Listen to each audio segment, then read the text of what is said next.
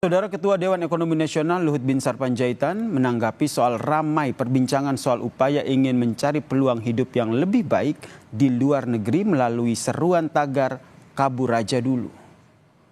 Luhut mengakui dan telah menerima informasi soal seruan tagar kabur aja dulu. Luhut tidak mempermasalahkan, namun Luhut mengingatkan bahwa pemerintah Prabowo Subianto masih dini dan baru 100 hari. Luhut menambahkan, Presiden telah meminta fasilitas pengembangan digitalisasi untuk menyerap tenaga kerja muda. Luhut meminta publik untuk memberi kesempatan pada pemerintahan Prabowo Gibran untuk bekerja.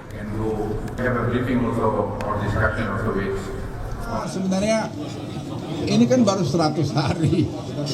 Jadi kita kita dengar semua, tapi saya pikir saya pesan, nggak usah terus buru-buru, terus bilang puas nggak puas.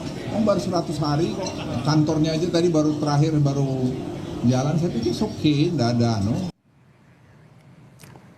Sementara itu, Saudara Wakil Menteri Ketenagakerjaan Immanuel Ebenezer tidak mempermasalahkan mengenai tagar kabur aja dulu. Tidak terlalu banyak berkomentar, Immanuel pun mempersilahkan warga yang ingin pergi dari Indonesia. Namun, ia menghimbau agar WNI yang telah pergi untuk tidak kembali lagi ke Indonesia. Kabur aja dulu atau apa? Lah hashtag apa masa hashtag kita peduliin. Ya, terakhir dari Kemenlu menyatakan kalau ya nggak masalah itu hak dari setiap warga. Kabur aja lah, jangan balik lagi. Lagi rame tagar kabur aja dulu, di mana anak muda di Indonesia ngajakin keluar negeri untuk cari kerja. Tren ini terjadi gara-gara susahnya cari kerja di Indonesia, terlalu banyak persyaratan umur, pengalaman kerja, dan lain sebagainya. Ya sedangkan di luar negeri, tamatan SMA gajinya bisa sampai 2 digit. Tagar kabur aja dulu ramai dibicarakan warga di media sosial. Munculnya tagar kabur aja dulu diduga dipicu oleh kondisi sosial ekonomi dan sejumlah kebijakan yang tidak berpihak ke publik. Menanggapi hal ini, pemerintah menyayangkan munculnya seruan meninggalkan Indonesia. Kalau kita ini patriotik sejati, kalau emang ada masalah kita selesaikan bersama. Kok jangan kabur aja dulu. Apa yang mau kita selesaikan apa kau kabur itu? Itu menandakan dia sikap permisif. Ya kan, tidak mau menyelesaikan masalah bangsa ini secara bersama-sama. Kita ini pemerintah kan terbuka terhadap masukan. Kalau memang yang benar-benar salah-salah. Kalau kemudian hopeless itu seakan-akan kabur aja dulu, itu menandakan ya mohon maaf, kurang cinta terhadap bangsa. Menanggapi ramainya seruan ini, dosen Sekolah Bisnis dan Manajemen ITB, Muhammad Yorga Permana dalam program Rosi bilang, ramainya tagar kabur aja dulu dinilai muncul dari rasa frustasi dan kemarahan warga atas kebijakan pemerintah yang dinilai tidak pro rakyat. Sulitnya mencari pekerjaan layak dan upah rendah diduga menjadi pemicu utama. Saya melihatnya dari 3 perspektif sih Mbak, kemarahan anak muda ini ya.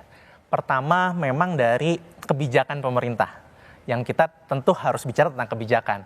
Ada ketidakberpihakan kepada anak muda untuk mencari pekerjaan. Kebijakan-kebijakan yang harus viral dulu baru dibatalkan gitu misalkan. Perspektif yang kedua, kata-kata kabur aja dulu juga kita harus melihat memang ada peluang di luar negeri. Terbayang di satu sisi orang sudah frustasi, PHK besar-besaran, datanya sih 80.000, tapi mungkin yang tidak terdata lebih banyak lagi tahun lalu. Usai ramai dibicarakan, warga yang merasa terwakili dalam seruan di media sosial pun angkat bicara soal kabur aja dulu.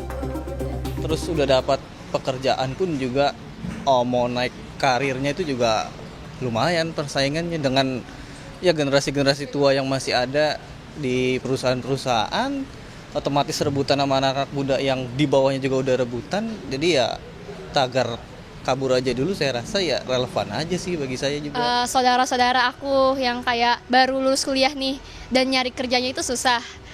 Jadi aku punya rencana aja sih kalau misalnya mau kerjanya itu di luar negeri. Ini bisa jadi alarm merah, jadi tidak pemerintah kemudian hanya diam saja ketika kebijakannya tidak memuaskan atau kebijakannya itu malah destruktif sifatnya. Seruan tagar kabur aja dulu menjadi kritik dan pengingat pemerintah untuk membuat kebijakan yang berdampak pada kesejahteraan rakyat. Kritik yang harusnya direspon dengan evaluasi kebijakan yang ada saat ini. Tim Liputan, Kompas TV.